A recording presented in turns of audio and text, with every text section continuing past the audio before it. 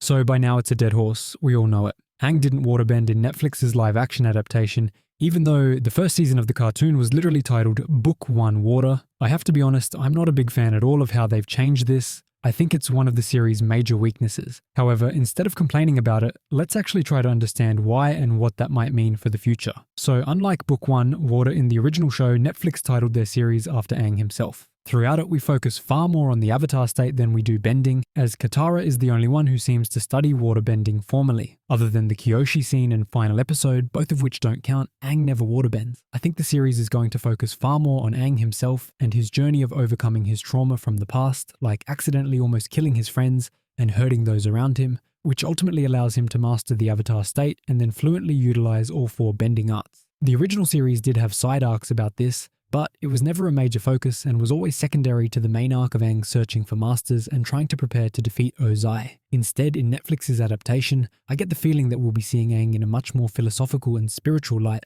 before we ever see him fully lean into the bending arts. Since his only current bending is air, which is fluid and defensive in nature, it's the perfect companion piece for him to go on a journey around the world, searching for inner peace and coming to terms with his past, so that he can save those who need him. This has a lot of potential, even though it's incredibly different from the original show's focus. It just really needs to be executed well to succeed. So if you enjoyed this video, make sure to hit the subscribe and like buttons, as there will be plenty more like this to come. Thanks so much for watching, and see you in the next video. Drop a thank Mr. Zuko in the comments if you made it this far.